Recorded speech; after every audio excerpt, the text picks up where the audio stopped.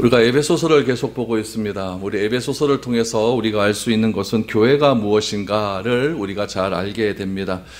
교회란 세상에서 불러낸 사람들입니다. 그래서 우리가 헬라어로 우리 여러분 잘 아시는 대로 에클레시아라고 이렇게 부르기도 하죠. 교회란 불러내서 거듭난 사람이 바로 교회라고 에베소서는 계속해서 강조합니다. 옛사람을 벗고 새 사람을 입은 사람이 교회다. 새로운 피조물이다. 과거의 삶을 벗고 새로 된 사람이 바로 교회라는 것을 강조하고 있습니다. 그래서 교회라고 하는 것은 세상 속에서 우리가 살아가고 있지만 세상과는 다른 존재라고 하는 것을 나도 확인하고 다른 사람도 확인할 수 있는 것, 그것이 바로 교회다라는 겁니다. 무슨 말이냐면은 내가 예수를 믿고 있는데 저 사람 예수 믿는 거 맞아? 이렇게 의문이 돼서는 안 된다는 이야기죠. 나의 행동이나 나의 여러 가지 모습을 보고 저 사람 진짜 예수 믿는 사람 같다라고 이렇게 다른 사람도 인정할 수 있어야만 그것이 진짜 교회고 진짜 그리스도인이다라는 것을 계속해서 말을 하고 있습니다.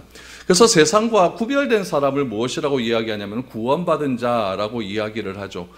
오늘 바울은 이 구원받은 자라고 하는 사람들의 또 다른 특징을 말을 해주고 있습니다. 그것은 구원받은 사람이 구별된 사람이 된 이유는 무엇이냐면은 구별된 관계를 맺기 때문이다 라고 말을 하면서 새로운 관계를 우리에게 이야기해주고 있습니다.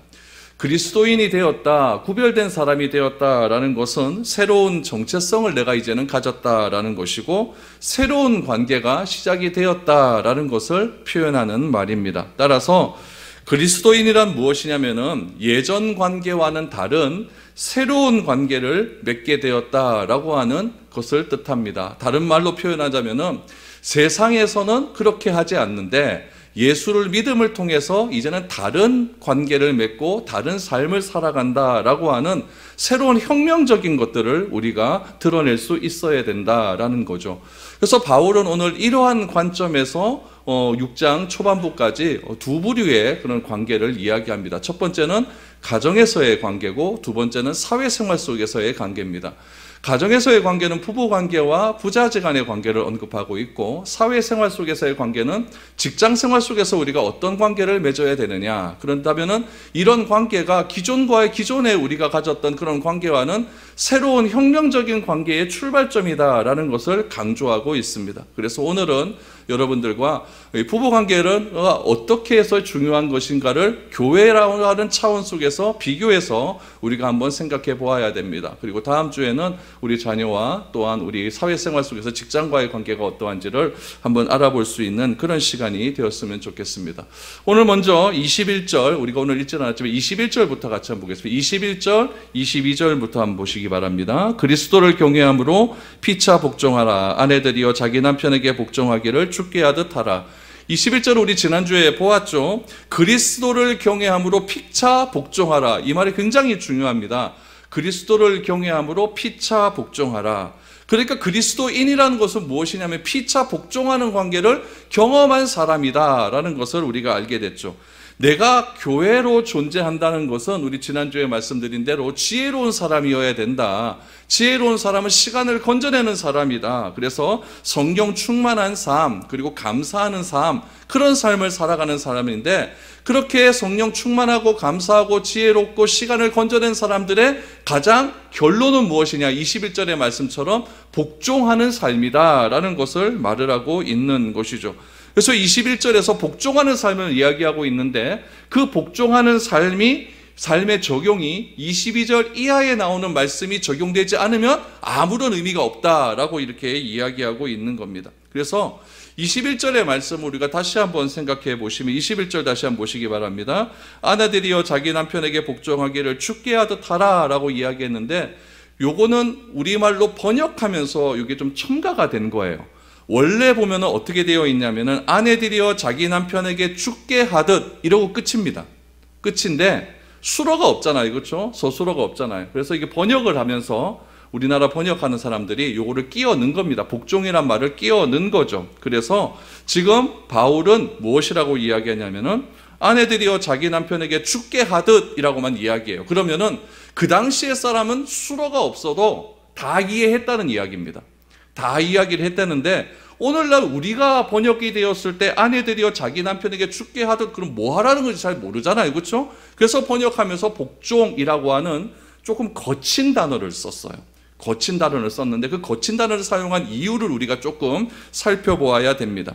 그래서 바울이 의도하는 것은 무엇이냐면은 21절까지 지혜로운 사람, 성령 충만한 사람이 무엇인지를 쫙 설명을 합니다. 설명을 하면서 그 다음에 21절에서 복종이라고 하는 말을 사용을 했고, 그것을 무엇과 연관을 시키냐면 교회와 연관을 시키고 있는 거예요. 그래서 바울이 의도하는 것은 교회가 교회됨은 가정과 연결이 되어 있다라는 것을 말을 하는 것이고, 복종하는 관계가 가장 잘 드러나야 되는 것은 부부관계다라는 것을 우리에게 말을 해주고 있는 거죠. 그래서 그리스도인다운 가정이 되기 위해서는 뭐가 되어야 되느냐? 복종하는 관계가 되어야 되는데, 이 복종이 어떤 복종이냐면은 피차 복종입니다. 피차 복종. 피차라고 하는 말이 서로 간의 복종이라는 거죠. 그래서 아내는 남편에게 복종하는 것이고 남편은 아내에게 다른 식의 복종을 바울은 오늘 우리에게 요구하고 있습니다. 오늘 그런 것들을 한번 생각해 보았으면 좋겠습니다. 그래서 이 말씀을 이해하기 위해서는 우리가 1세기 때로 다시 되돌아가야 됩니다. 그러니까 100년까지의 상황 속에서, 100년까지의 초대교회 상황 속에서는 도대체 어떤 문화가 있었길래 바울이 수로를 빼가면서 이런 말을 했었을까를 한번 생각해 보면 좋겠습니다. 1세기의 상황은 이랬죠. 아내가 남편에게 복종하는 것은 당연시되는 시기였습니다. 당연시되는 거였죠. 왜냐하면은 당시에는 여성이라고 하는 지위가 굉장히 낮았기 때문에 그렇습니다. 오늘날에는 이런 말하면 큰일 나죠. 그런데 당시에는 여성이라고 하는 지위가 노예와도 같은 그런 지위였다라는 이야기죠. 그래서 오늘 우리말 번역에는 아내들아 남편에게 복종하기를 죽게 하듯 하라라고 하는 이런 식의 명령어로 되어 있잖아요. 하라라고 했으면 좋겠다 이렇게 말하는 것이 아니라 하라라고 이렇게 명령어식으로 이렇게 되어 있는데, 당시에는 이런 명령어식의 말을 할 필요가 없었다는 이야기죠. 왜냐하면 남성과 여성과의 상하관계가 너무나 분명한 시기였기 때문에 그렇다는 이야기죠. 그래서 문화적으로 보면은, 그 당시의 문화적인 상황으로 보면은 이런 표현을 강조할 필요가 있었을까요? 없었을까요? 없었습니다. 당연시되는 시기였기 때문에, 너무나 당연한 시기였기 때문에 그렇다는 거죠. 그렇다면 바울이 지금 말하고 있는 핵심을 우리가 찾아봐야 됩니다. 우리는 21절의 이 말씀을, 22절의 말씀을 보면은 항상 얘기하는 게 아내가 남편에게 복종을 강요하듯이 이렇게 이야기를 합니다. 그런데 22절의 말씀은 복종의 포인트가 있는 게 아니에요. 어디에 포인트가 있냐면은 죽게 하듯의 포인트가 있습니다. 그러니까 복종이 중요한 것이 아니라 죽게 하듯의 중요한 포인트가 있다라는 것을 이야기하는 거죠. 그래서 이 가정이라고 하는 것은 이 주님이라고 하는 것을 빼놓고는 표현할 수가 없는 그런 모임이다라는 것을 강조하고 있는 거죠. 그래서 부부관계를 새롭게 말할 때 주님을 떠나서, 교회를 떠나서 성립될 수 없다라는 것을 강조하기 위해서 그냥 복종해라 라고 하는 말을 사용하는 것이 아니라 어떻게 하라고요? 죽게 하듯을 강조하고 있는 것입니다. 여러분, 우리도 다 주님께 복종하지 않습니까? 이 복종이라는 말이 좀 거칠기 때문에 조금 순화된 표현은 무슨 표현을 사용할 수 있냐면은 순종이라고 하는 말을 사용할 수가 있죠. 우리 주님께 다 복종해요. 우리 주님께 다 순종하죠. 그럼 이 복종, 순종은 어떤 복종이고 어떤 순종일까요? 두 가지 의미로 생각할 수가 있습니다. 첫 번째 이 복종의 의미는 무엇이냐면은 자발적 선택의 복종이에요. 내가 자발적으로 선택한 것을 택한 거예요. 거기에 대한 복종이라는 이야기죠. 예를 들면 이거죠. 예수님께서 제자들을 향해서 나를 따르라 라고 이렇게 명령을 하셨어요. 그때 제자들의 반응은 무엇이었냐면 모든 것을 버리고 주를 따랐다라고 이야기하죠. 그렇다면은 제자들이 따르는 이 순종, 제자들이 따르는 이 복종은 여러분 억지로 한 행동이었을까요? 아니에요. 억지로 한 행동이었다면 자신의 모든 것을 버려두고 예수님을 쫓을 수는 없는 겁니다. 그러므로 우리가 죽게 하듯 하는 순종의 의미는 무엇이냐면은 자발적 순종이고 자발적 선택이고 자발적 행동이라는 이야기예요. 오늘 여러분들도 그렇게 나온 거예요. 자발적 행동에 의해서 나온 것 아닙니까? 자발적 선택에 의해서 나온 것 아닙니까? 자발적인 순종에 의해서 오늘 이 자리에 다 나오신 것 아니겠습니까? 그러므로 이 복종, 순종이라는 것을 생각했을 때 우리가 첫 번째로 생각해야 될 것은 무엇이냐면은 자발적 선택의 복종이다. 내가 스스로 선택한 것이다 라는 것을 기억을 해야 됩니다. 또 하나 두 번째가 중요한데, 두 번째는 무엇이냐면은 경외함이 존재하는 복종입니다. 경외함이 존재하는 복종. 요즘 시대는 여러분 이 경외라고 하는 말을 좀처럼 발견하기가 어렵습니다. 또 경외한다라고 하는 말을 잘 사용하지도 않습니다. 그러나 이 경외함이라고 하는 것은 두 가지의 감정적 표현이 섞여져 있는 복합적인 단어예요. 첫 번째는 이 경외함이라고 하는 것은 어떤 감정적 표현이 섞여져 있냐면은 두려워하다라고 하는 감정이 표현되어 있어요. 또 하나는 무엇이냐면 공경하다라고 하는 감정이 표현되어 있어요. 그래서 우리가 하나님을 경외한다라고 하는 것은 하나님을 두려워한다라는 이야기고, 내가 하나님을 경외한다라고 하는 것은 하나님을 공경한다라고 하는 두 가지의 감정이 다 섞여져 있는 그런 복합적인 단어라는 것을 기억을 해야 됩니다. 왜냐하면 그리스도인들이 그리스도 하나님을 대하는 감정이 무슨 감정이냐면 경외하는 감정이에요. 그래서 이 경외라고 하는 단어의 원뜻을 보면은 좀 거친 말들이 나와요. 공포심이라는 게 있어요. 공포, 또 놀라움, 두려움, 경악, 뭐 이런 말도 있고, 또 다른 편에서 보면은 공경, 존경, 이런 말들도 다 섞여져 있는 그런 단어라는 이야기죠. 이런 감정, 이런 두려워함, 공경함, 이런 감정은, 경외함의 감정은 무엇을 밑바탕으로 하냐면은 사랑을 밑바탕으로 한다라는 이야기죠. 내가 하나님을 사랑하지 않으면서 두려워할 수가 없는 것이고, 내가 하나님을 사랑하지 않으면서 공경할 수 없다라는 이야기죠. 그러므로 이 사랑과 두려움이라고 하는 감정이 섞여져 있는 복합적인 감정의 표현이 무엇이냐면은 경외함이라는 이야기예요. 경외함. 여러분, 바울이 이 글을 쓰는 당시에는 이런 경외함이라고 하는 단어의 표현들을 굉장히 잘 익숙하게 경험할 수 있는 시대였습니다. 예를 들면 이런 것이죠. 자연 속에서 일어나는 모든 현상 속에서는 무엇이 있다고 느꼈냐면은 신의 뜻이 있다고 느꼈어요. 우리나라도 예전에 보면 막 지진이 일어나고 우리나라는 화산은 안 터졌겠네요. 지진이 일어나고 자연재해가 일어나면은 우리 누구께 기도하냐면 천지십년께 기도하지 않습니까? 우리가 무엇인가 잘못했다고 이야기하고, 비가 안 오면 하늘의 비의 신에게 우리 천우제를 드리고 기우제를 드리지 않습니까? 이건 다 무엇이냐면은 자연을 주관하는 어떤 절대적인 존재가 있다고 믿는 거죠. 그 절대적인 존재가 무엇인가 노하기 때문에 우리에게 이런 어려움을 준다라고 그렇게 생각하는 감정이 무엇이냐면은 경외함이라고 하는 감정입니다. 그렇기 때문에 조금 뭔가 이상한 일이 자꾸 벌어지게 되면은 두려워하잖아요. 그분을 두려워하죠. 어떤 천지를 주관하는 어떤 존재를 두려워하지 않습니까? 또 우리에게 뭐 풍년이 일어나고 좋은 일이 일어나면 참으로 좋았다, 공경의 감정이 일어나지 않습니까? 1세기 당시에 초대교회도 이런 감정이 너무나 많이 일어났다는 이야기예요. 1세기 당시에 에베소라는 지역도 사도행전에 보면 여러분 온갖 신들이 다 섞여 있는 그런 도시 아닙니까? 신들의 도시 아닙니까?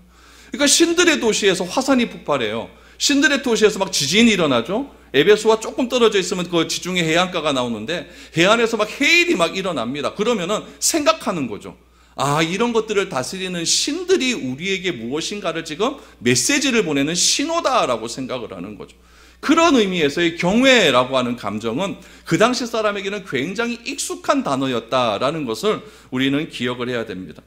그러나 오늘날에는 이런 경외함의 감정은 다 없어진 것 같습니다. 그래서 구원받은 사람이 경험하는 새로운 관계의 핵심은 무엇이냐면은 하나님을 경외하는 관점에서 관계가 출발해야 된다라는 이야기죠. 그러므로 우리가 속한 모든 모임 속에서, 특별히 오늘 본문에서 이야기하는 가정이나 여러분 또 직장이나 다양한 모임 속에서 무엇이 기초해야 되느냐? 하나님을 경외하는 감정이 기초해야 된다라는 것을 알아야 됩니다. 하나님을 믿고 하나님을 인정하는 것에서부터 모든 모임은 출발하고 시작되어야 된다는 이야기예요. 하나님을 인정하는 것과 인정하지 않는 것의 차이는 무엇일까요? 여러분, 하나님을 인정하지 않는다면 다 우연에서 시작을 합니다. 여러분, 오늘 여러분들이 이곳에 모인 이유가 우연적인 걸까요? 조선 천지에 여러분 교회가 얼마나 많은데요. 여러분 집 근처에도 십자가가 얼마나 많이 모입니까? 근데 여기 오시는 분들 다 차 타고 오지 않습니까? 왜 하필 여기까지 오셨습니까? 이게 우연적인 일일까요? 절대 우연적인 일이 아닙니다. 그러므로 하나님을 인정하지 않는 사람은 모든 것을 다 어떻게 생각하냐면은 우연히 일어난 사건, 참 재수 좋다, 이렇게 생각을 하는 거죠. 그러나 하나님을 인정한다라고 하는 것은 무엇이 바탕으로 깔려 있냐면은 필연적이다, 필연적인 사건이라고 하는 개념이 깔려져 있습니다. 무엇이 필연적일까요? 하나님께서 우리를 구원하신 사건은 우연히 일어난 사건이 아닙니다. 에베소서에서 계속 나오잖아요. 수요일날 우리 로마서 보면서 계속 나오잖아요. 하나님께서 우리를 창세 전부터 우리를 구원하시기로 작정하시고 계획하셨고, 우리를 선택해 주심고, 우리를 그 선택함에 반응할 수 있도록 성령님을 보내어 주셨고, 그 성령님의 은혜를 통해서 우리가 예수를 그리스도라 인정하고 하나님을 아버지라 인정할 수 있는 은혜를 주신 것 아니겠습니까? 이것이 절대 우연적인 사건이 아니라 필연적인 하나님의 계획 속에서 일어난 사건이다. 목적적인 목적을 가진 존재가 된 거예요. 목적을 가진 존재가 되었기 때문에 하나님께서 왜 나를 이 땅에 보내어 주셨을까? 이 땅에 보내어 주심으로 내가 어떠한 삶을 살게 하시는 걸까? 나를 이 땅에 보내어 주셔 어떠한 삶을 살게 하기 위해서 왜 하나님께서 미래를 교회라고 하는 것을 이곳에 세우시고 이곳에서 우리가 같이 신앙생활할 수 있도록 목적을 주셨는가? 그것을 인정하는 사람이 하나님을 인정하는 사람입니다. 어쩌다 보니까 이 교회에 왔죠. 이거는 인정하지 않는 태도예요. 그래서 하나님을 인정하는 사람의 태도는 분명한 목적을 알아야 된다는 거예요. 내가 왜 여기서 신앙생활하고 있는가? 내가 왜 하나님을 믿는가? 그럼 하나님을 믿는 목적은 무엇인가? 그거를 분명히 알아야 된다는 이야기죠. 그래서 사도 바울은 이야기해요. 시간을 아끼라, 시간을 건져내라. 왜 시간을 건져내야 될까요? 그 시간 속에서 하나님께서 나를 구원하신 목적이 드러날 수 있기 때문에 허투른 시간을 보내지 말고, 크로노스의 시간을 보내지 말고 카이로스의 시간으로 변화를 시켜라. 그것이 하나님께서 우리에게 말씀하신 구원받은 자의 삶의 자세다라는 이야기죠. 그러므로 인간은 우리를 구원하신 하나님의 목적을 가지고 이 땅에 존재하는 것, 이것을 분명히 기억하셔야 됩니다. 그 목적을 달성해 가는 것이지 우리의 삶의 목표이지, 그 목적이 성취되었을 때 또한 내가 돌아갈 곳이 있다. 천국이라는 곳이 있지 않습니까? 그 돌아갈 곳이 있다. 내가 하나님께서 나를 이 땅에 보내주신 목적을 다 했을 때 나는 이제 이 세상을 떠나는구나. 이런 마음으로 세상을 살아갈 때에 내가 나중에 숨을 거둘 때 그 숨이 의미 있는 숨이지, 의미 있는 돌아가심이지, 내가 죽을 때가 다 됐는데도 막 그냥 난리가 치고 저승사자가 나를 쫓아오니 많이 막 이런 소리. 그럼 평생 예수 믿는 게 무슨 의미가 있겠습니까? 내가 돌아갈 본향이 있다. 이것을 인정하는 것이 나의 구원받은 자의 그런 삶의 전체의 모습 아니겠습니까? 이런 삶의 자세와 태도를 바울은 무엇이라고 이야기하느냐? 고린도전서 10장 31절 말씀을 한번 보십시오. 우리 같이 한번 읽어보죠. 시작. 그런즉 너희가 먹든지 마시든지 무엇을 하든지 다 하나님의 영광을 위하여 하라. 이것이 우리를 보내신 목적이에요. 내가 모든 삶의 범사 속에서 먹든지 마시든지 무엇을, 이거 빼고 뭐가 있습니까? 다 먹고 살라고 일하고 있고 다 그러죠. 이걸 하는 모든 목적이 무엇을 위해서다? 하나님의 영광을 위해서다. 그래서 하나님께서 나를 구원하신 목적도 무엇이다? 하나님의 영광. 이게 소유리 문답 1번 아닙니까? 그래서 우리의 삶의 목적이 하나님께 영광이라고 하는 삶의 목적이라고 한다면 그 목적의 삶의 태도는 무엇이냐? 복종이에요. 그렇게 이어지는 겁니다. 그러면 여러분, 왜 바울은 갑자기 교회 이야기 하다가 아내들이여 남편에게 복종하라라고 하는 그 말을 했을까요? 그 이유를 좀 알아야 될 것 아니겠습니까? 오늘 본문 23절 말씀입니다.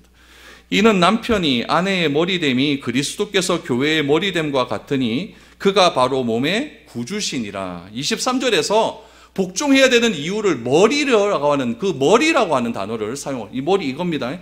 머리라고 하는 단어를 사용합니다. 그러면 머리의 의미가 도대체 무엇이냐? 조금 성경을 한번 찾아봐야 돼요. 고린도전서 11장 3절에 보면은 머리됨을 이렇게 이야기하죠.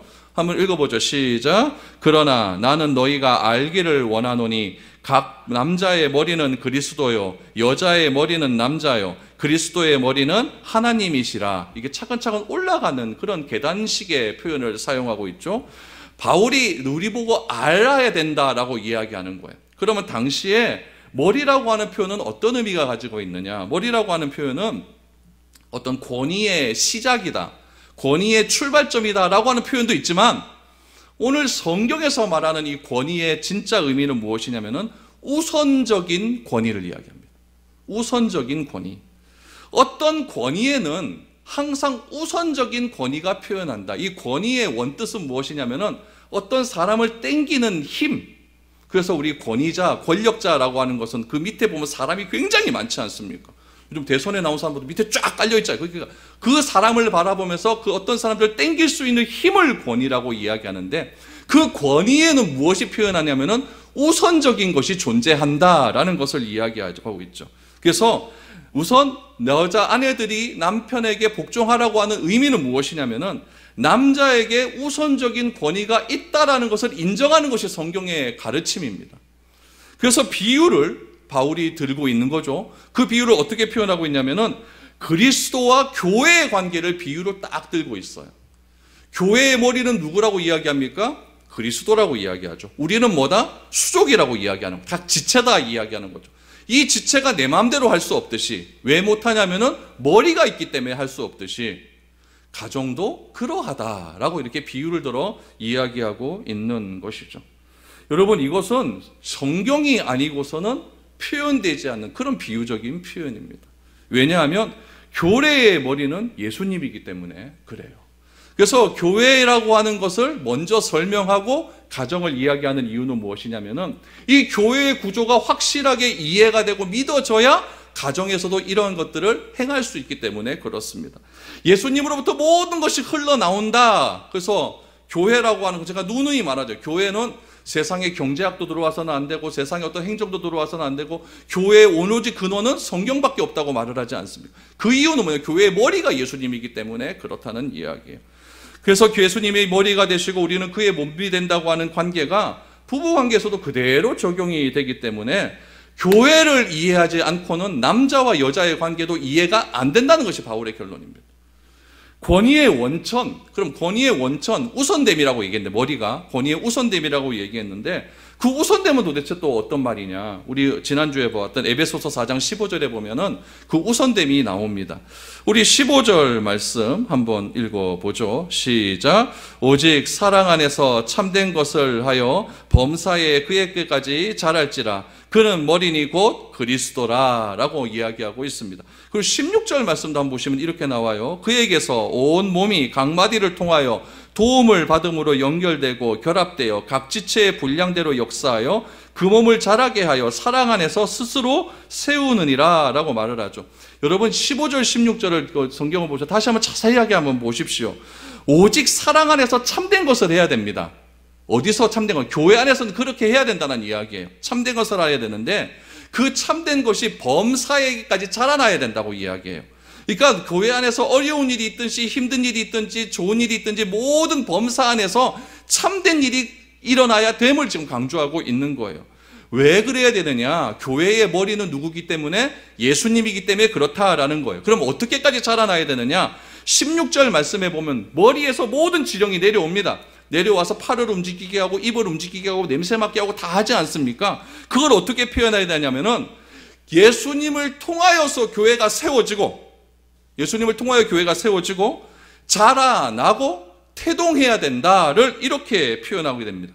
그리스도 때문에 교회는 연결되고 16절에 그리스도 때문에 교회는 결합되어져 가고 그리스도 때문에 교회는 자라나고 세워진다. 그러므로 교회에 세워지면 인간의 노력이 아니라는 거예요. 철저하게 그리스도에게 중심이 맞춰져 있다는 이야기. 예수님에게로 흘러나와서 우리가 움직여지는 것이지 내가 머리 무시하고 하는 일은 없다는 이야기입니다. 그러므로 우리가 여기에 모여 있는 이유는 딱 한 가지입니다. 무엇 때문에 모여 있느냐? 그리스도가 머리가 되신다는 사실을 믿기 때문에 그렇습니다. 머리가 되었기 때문에 어떤 사람은 팔의 역할을 하고 어떤 사람은 심장의 역할을 하고 어떤 사람은 다리의 역할을 하죠. 그 머리에서 다 지령이 내려온 거예요.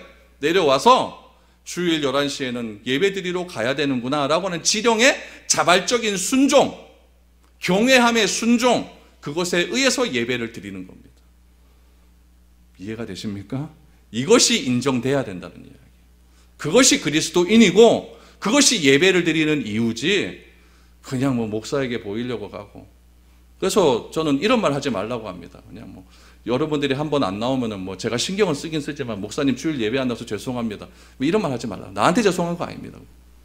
내 스스로가 하나님의 지령을 거부한 일이에요. 내가 하나님 앞에 무릎을 꿇을 일이지. 그게 뭐 목사 보려고 하는 뭐 신경 쓰게 해서 죄송하겠지만은 그런 의미는 아니다라는 이야기죠. 그러므로 여러분, 그분의 머리됨을 인정하지 않는다라고 한다면 앉아 있을 이유가 없습니다. 앉아 있다 할지라도 다 흩어지고 마는 겁니다.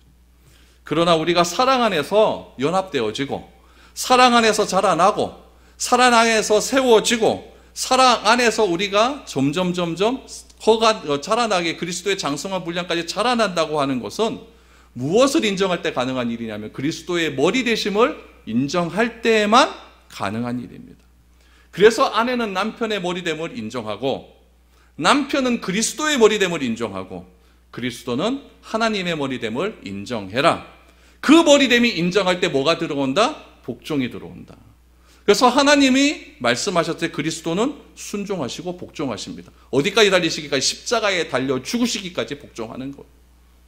그 복종이 어디서 드러납니까? 교회에서 드러나는 거예요. 교회 그리스도의 머리됨으로 드러나게 되는 것이고, 그 순종함이 여러분 모든 그리스도인에게 교회 안에서 각 지체의 역할을 감당함으로 드러나는 것이고, 교회 안에서만 그러는 것이 아니라 사회적으로 흩어져서 첫 번째는 가정에서 그래야 되고 두 번째는 사회생활 속에서 그러해야 된다라는 것을 바울은 강조하고 있는 것이죠. 그럼 여러분, 아내는 남편의 머리됨이 인정되어지고 남편이 머리 된다는 것을 인정할 때 생기는 태도가 복종이라고 한다면 마음가짐은 어떻게 해야 되느냐? 복종을 누구께 하듯 하고? 주께 하듯 하고. 그러니까 억지로 하지 말고 주님께 하듯 하고 자발적인 선택과 순종에 의해서 복종해라. 이것이 우리 모임의 의미라는 이야기죠. 그런데 이런 관계가 다시 1세기로 돌아갑시다. 1세기로 넘어가면은 복종이 강조되는 분위기 속에서, 자발적 본종이 아니라 타의에 의한 복종이 강조되는 분위기 속에서 이런 얘기를 하는 거예요. 그럼 그 당시의 상황과 이 성경의 말씀이 대치가 된다는 이야기죠. 맞죠? 사회적인 분위기는 강압적인 분위기, 그러나 성경에서 말하는 분위기는 자발적인 분위기. 그럼 이게 대치가 되는 거죠. 그럼 내가 자발적인 순종을 하는 것으로 드러낸다고 한다면 억압적인 분위기 속에서 나는 홀로 어떻게 되는 거예요? 구분된 삶을 살게 되는 거예요. 이게 느느이 말하는 거룩의 의미입니다. 그래서 진짜 주님의 삶, 이런 복종의 의미를 따라간다고 한다면 어쩌면 여러분들 그런 세상 속에서 도태될 수도 있어요. 왕따 당할 수가, 뭐 예수 믿는 게 그렇게 대단하나, 내가 믿는 누구도 다 하더라, 이런 말이 나올 수 있다는 이야기예요. 근데 그런 말 한 번쯤 들어봐야 내가 진짜 잘하고 있는구나, 이렇게 생각을 하시면 좋습니다. 여자를 물건 취급하던 시대가 우리나라도 여러분 100년 전에만 해도 그렇게 다 물건 취급했었어요. 복종하는 게 당연적이 되는 사회적인 분위기 속이죠. 근데 자발적으로 복종하라, 이건 여러분 완전히 사회적인 분위기를 깨트려버리는 그런 일이었다는 이야기죠. 그래서 죽게 하듯 복종해라 라고 하는 것은 당시의 사회적인 관행이나 문화적인 가정 풍습에 비해 보면은 무슨 발언이냐면 혁명적인 발언입니다. 혁명적인 발언이고 기존 질서를 흐트러 놓는 발언이라는 이야기죠. 이런 발언을 하면서 바울이 오늘 24절에 보니까 그러므로 라고 결론을 짓습니다. 그러므로 교회가 그리스도에게 하듯 아내들도 범사에 자기 남편에게 복종할지니라. 여러분, 교회가 그리스도에게 하듯 아내들은 모든 일에 남편에게 복종하라고 합니다. 어떻게 모든 일에 복종할 수 있을까요? 여러분, 어떤 대상이 복종해야만, 복종할 만한 뭐가 보여야 복종할 것 아닙니까? 솔직히 안 그래요? 죽게 하듯 그랬으니까 주님은 뭔가 좀 경외할 만하고 그러니까 복종하죠. 근데 남편 이거 우리 아들만도 뭐하고 남편 키우는 게 아들 키운다는 그런 시대에서 분위기 속에서, 요즘은 또 연상도 많지 않습니까? 그런 시대적인 분위기 속에서 어떻게 이렇게 복종을 하느냐. 그러나 여러분, 성경은 분명히 말합니다. 교회가 그리스도께 하듯 복종하는 삶이 몸에 밴 사람은 그렇지 않다 할지라도 복종하게 된다라는 것이 성경의 결론입니다. 그래서 그리스도를 추구하고 고백하는 가정이 그리스도의 가정이다라고 말할 수 있는 이유가 바로 여기에 있는 것이죠. 따라서 서로 복종하는 관계에 들어가기 위해서는 믿음 위에서 출발을 해야 됩니다. 그래서 저는 이렇게 이야기하죠. 누군가 안 믿는 사람 딱 데리고 와서 결혼하겠다 그러면 순교자적인 자세를 가져라.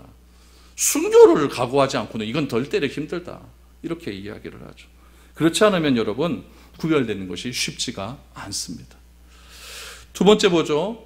아내가 남편에게 있으면 남편도 이제 뭐 해야 될 거 아닙니까? 그러니까 여기서 보면은 여러분 21절 말씀을 다시 한번 보시면 그리스도를 경외함으로 무슨 뭐를 어떻게 복종해라? 피차 복종하라는 것은 한쪽에만 강요되는 이야기가 아닙니다. 피차라니까 서로 간에 복종해라라고 하는 이야기죠. 그런데 아내들이여 남편에게 죽게 하듯 복종해라 그랬으니까 그럼 남편도 아내들에게 그렇게 해야 될 것 아닙니까? 그런 것을 어떻게 표현하고 있는가 한번 살펴보기를 원합니다. 25절 말씀 보죠. 남편들아 아내 사랑하기를 그리스도께서 교회를 사랑하시고 그 교회를 위하여 자신을 주심 같이 하라. 남편은 아내 사랑하는 것을, 아내에게 대한 복종하는 것을 다른 말로 표현합니다. 뭐로 표현하죠? 사랑이라고 하는 말로 표현을 합니다. 왜 이렇게 표현을 하냐면은 이래야 균형이 잡히기 때문에 그래요. 이래야 균형이 잡히기 때문에. 그건 이유가 무엇이냐면요. 오늘날에는 여러분 사랑이라고 하는 말이 너무나 오염됐습니다. 여러분 자녀들 여러분 뭐 연애하는 거 한번 보십시오. 만난 지 2시간 만에 사랑한다고 합니다. 진짜 그래요. 진짜 그래요. 뭐 2시간도 안 돼서 오늘부터 나랑 1인이다. 나 너 사랑해. 이렇게 얘기하는 시대입니다. 그러니까 오늘날에는 뭐 사랑한다는 얘기 들어도 별 감정도 없고 감흥도 없고 이게 진짜 내 사랑하는지 맞나 했었고 요즘 뭐 말을 하기 싫으면 뭐 하트 하나 보내보면 그만이고 별로 뭐 감정 그런 거 없습니다. 성경에서 말하는 사랑은 뭘까요? 육체적인 사랑을 무슨 사랑이라고 하죠? 잘 알죠? 에로스적인 사랑이라고 이야기하죠. 혈연적인 사랑이 있습니다. 우리 뭐 형제를 뭐 가족을 사랑하고 혈연적인 사랑을 뭐라고 하냐면 스트로게적인 사랑이다라고 이야기를 하고 또 우정, 친구지간의 사랑을 뭐라고 이야기하냐면 필로스적인 사랑이다라고 이야기하죠. 또 하나 중요한 사랑이 있지 않습니까? 하나님이 우리를 사랑하는 사랑은 아가페적인 사랑이다. 이렇게 이야기를 해요. 근데 오늘 본문에서 나오는 이 사랑은 무엇이냐면 아가페적인 사랑을 이야기하고 있습니다. 그럼 여러분, 이 아가페적인 사랑은 어떤 사랑이냐? 복종보다 더 큰 복종이에요. 죽음보다 더 큰 죽음이라고 생각하시면 제일 좋습니다. 그럼 여러분 그리스도께서 교회를 사랑하신 것 같이 사랑하라 그랬으니까 그럼 그리스도께서는 교회를 어떻게 사랑하시나 이거 좀 봐야 될 것 아닙니까? 이렇게 사랑하셨습니다. 빌립보서 2장 6절 8절입니다. 한번 읽어보세요. 다 하지는 말씀이지만 어떻게 사랑하시는가 다시 한번 정리해서 한번 보시기 바랍니다. 같이 읽어보죠. 시작. 그는 근본 하나님과 본체시나 하나님과 동등됨을 취할 것으로 여기지 아니하시고 오히려 자기를 비워 종의 형체를 가지사 사람들과 같이 되셨고 사람의 모양으로 나타나사 자기를 낮추시고 죽기까지 복종하셨으니 곧 십자가에 죽으심이라. 이게 그리스도께서 교회를 향한 사랑인데 이 사랑이 세 가지입니다. 첫 번째, 자기를 비우는 사랑. 두 번째, 종과 같이 되는 사랑. 세 번째는 낮아지되 죽기까지 복종하는 사랑. 이것이 아가페적인 사랑이에요. 그러니까 여러분, 남에게 복종하는 사랑입니다. 이 요구는 아내에게 말하는 죽게 하듯 복종하라는 것보다 더 어려운 사랑입니다. 우리가 이렇게 하지는 못해도 여러분, 알고는 좀 있어야 될 것 아닙니까? 이렇게 하는 것이 아내가 복종하는 것과 같은 균형 있는 사랑임을 이야기합니다. 그럼 왜 이렇게 이야기할까요? 그 당시에 여자들은 어쩔 수 없이 하기는 해야 됩니다. 그렇죠? 복종하긴 해야 돼요. 사회적인 분위기가 그러니까. 근데 남자들은 사랑해도 그만 안 사랑해도 그만입니다. 안에 여러 명 데리고 있었으니까 야 싫으면 야랑 하면 되죠. 또 야 싫으면 야 데리고 같이 있으면 되죠. 그렇죠? 그러니까 이 당시에 남자들에게 있어서 이 세 가지의 사랑, 자기를 비우는 사랑, 종과 같이 사는 사랑, 낮아지되 죽기까지 복종하는 사랑은 더 힘든 분위기 속에 살아가고 있는 거예요. 이런 힘든 사랑이 아내들의 복종과 균형 있는 사랑이다라고 이렇게 이야기를 하고 있는 겁니다. 그래서 25절에도 중요한 것은 사랑이 중요한 것이 아니라 뭐가 중요할까요? 그리스도께서. 그래서 복종과 사랑의 중요한 것은 무엇이냐면은 죽게 하듯이 중요한 것이고 그리스도께서가 중요하다라는 것을 말하고 있죠. 우리가 그리스도를 먼저 사랑하게 되면 복종과 아가페의 사랑이 물처럼 흐르듯 이루어지게 된다는 것을 지금 강조하고 있는 겁니다. 그래서 여러분 신앙이 중요한 것이고 그래서 믿음이 중요한 것이고 그래 믿음이 중요해야만 믿음의 기초 위에서 새롭게 시작할 수가 있는 것이지 안 그러면 힘들다는 이야기예요. 26절, 27절을 보십시오. 이렇게 어떻게 가능할 수가 있을까? 26절, 27절. 이는 곧 물로 씻어 말씀으로 깨끗하게 하사 거룩하게 하시고 자기 앞에 영광스러운 교회로 세우사 티나 주름 잡힌 것이나 이런 것이 없이 거룩하고 흠이 없게 하려 하심이라. 결론적으로 아내도 그렇고 남편도 그렇고 이렇게 할 수 있는 이유는 무엇이냐? 어떻게 가능할까? 하나님의 말씀밖에 없다 이거예요. 말씀이 날마다 우리를 새롭게 하고 우리를 거듭나게 할 때 새로운 관계가 출발할 수 있다라는 것을 이야기합니다. 그러면 복종하게 되고 사랑하게 된다라고 이야기하죠. 베드로는 이것을 너무나 잘 알았어요. 베드로가 처음에 예수님을 믿었을 때 베드로의 상태는 어떠냐면 지극히 감정적인 상태입니다. 감정이 굉장히 우선하죠. 그래서 물 위에서도 누가 이곳으로 올 수 있냐 그랬더니 베드로가 그냥 물 위에 뛰어내리지 않습니까? 또 변화산에서도 주여 여기가 좋사오니 하면서 세계 짓고 여기서 평생 삽시다 막 감정적으로 얘기하지 않습니까? 이 중에 누구 하나 나를 배반한다 그랬더니 나는 절대 죽어도 배반하지 않습니다. 이렇게 막 떠들어대는 사람이 베드로 아닙니까? 베드로가 성령 충만받고 비로소 깨닫는 거예요. 아, 감정이 우선되는 신앙생활이 중요한 게 아니구나. 내가 뭐 방언하고 뭐 봐오고 이게 중요한 것이 아니라 이것보다 먼저 기초되어야 될 것이 있구나. 그것이 말씀이라는 것을 베드로는 비로소 깨달은 거예요. 그래서 베드로가 편지를 쓰죠. 베드로전서 1장 23절 한번 보시기 바랍니다. 같이 읽죠. 시작. 너희가 거듭한 것은 썩어질 씨로 된 것이 아니요 썩지 아니할 씨로 된 것이니 살아있고 항상 있는 하나님의 말씀으로 되었느니라. 아멘. 우리가 거듭난 것, 우리가 굳어난 것은 썩어질 씨로 된 것이 아니라 썩어질 씨 때문에 우리에게 열매로 온 것이 아니라 오직 썩지 아니하는 하나님의 말씀에 근거해서 내가 구원받았다. 이렇게 얘기한 거예요. 베드로처럼 체험 많이 한 사람 어디 있습니까? 물 위로 걸었는데요. 베드로처럼 체험한 것을 눈으로 목격한 사람이 어디 있습니까? 근데 베드로도 이게 이야기해요. 말씀이 아니고는 안 된다. 말씀이 아니고는 안 된다. 우리가 새롭게 되기 위해서 말씀의 씨앗으로 날마다 뿌려지게 되면은 새로운 관계를 통해서 변화를 경험하게 될 것이다. 그 말씀을 갈급해서 말씀 읽기 시작하면 하나님께서 말씀 읽을 시간도 주실 것이라고 하는 믿음으로 내가 말씀 한번 읽어보는 겁니다. 시간 없어 안 된다니까 시간이 안 되죠. 여러분, 그런 거룩함을 오늘 본문 26절 말씀해 보니까 교회로 세우신 곳은 어떤 곳이냐? 티나 주름 잡힌 것이 없는 것이 교회다. 다름질하면 여러분 팍팍해지잖아요. 그런 것이 교회다. 그런 것이 교회. 그러므로 교회는 티나 주름 잡힌 것이 없는 거룩한 곳이 바로 교회다라는 것을 이야기합니다. 그 교회가 어디서부터 출발해야 되냐? 가정에서부터 시작해야 된다. 이렇게 얘기합니다. 하나님께서 아담의 옆구리에서 하와를 만들었듯이 십자가에서 죽으시면서 옆구리에 피를 쏟으신 그 피에 의해서 뭐가 탄생되었습니까? 교회가 탄생된 거예요. 그러므로 교회는 항상 같이 가야 됩니다. 나와 함께 해야 됩니다. 그런 존재가 교회예요. 교회가 그만큼 귀하고 중요한 거예요. 그런데 교회를 얼마나 요즘 막대하고 있습니까? 교회가 여만 있나 저도 있다 하면서 교회를 함부로 대하고. 28절 30절입니다.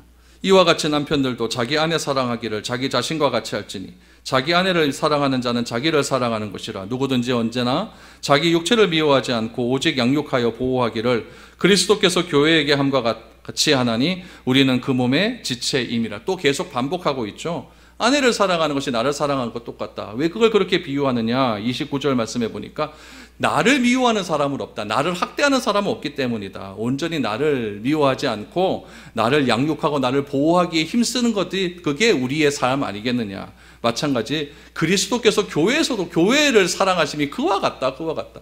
네가 네 몸 챙기는 것 같이 예수님께서 그렇게 교회를 챙기시고 있다. 이렇게 이야기합니다. 그러면서 우리는 그의 몸의 지체다. 예수님의 챙김을 받는 그런 존재라는 것을 이야기하고 있죠.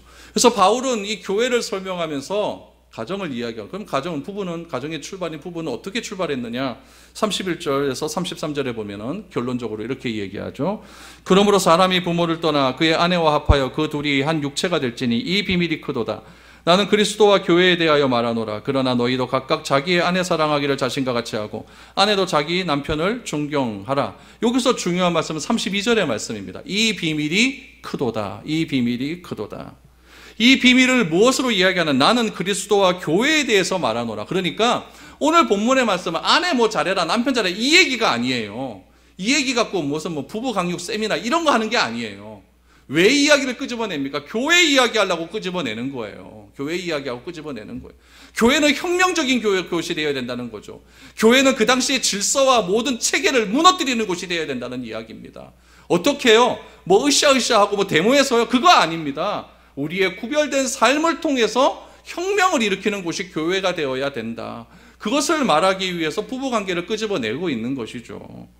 그래서 나는 그리스도와 교회에 대해서 말하노라. 그럼 성경에서 말하는 가정은 어떻게 탄생하게 될까? 이거 예수님께서, 하나님께서 천지를 창조하시고 아담과 하와에게 하신 말씀 아닙니까?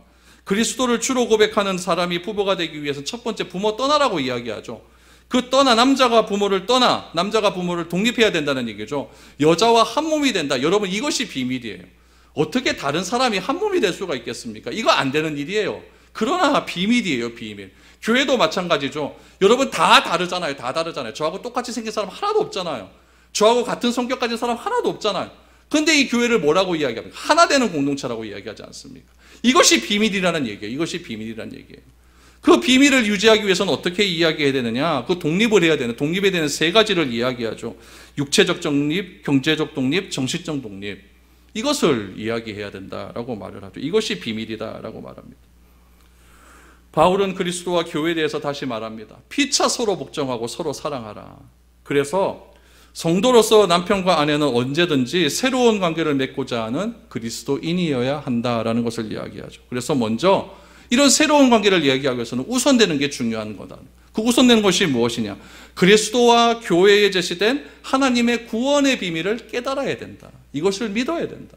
그렇지 않고는 새로운 관계는 아무것도 일어나지 않는다. 그러므로 여러분, 교회가 처음 시작되어질 때 중요한 것은 말씀에 기초한 기도입니다. 어떤 정치적인 목적이나 어떤 감정에 의해서 교회가 세워지면 얼마 못 가요.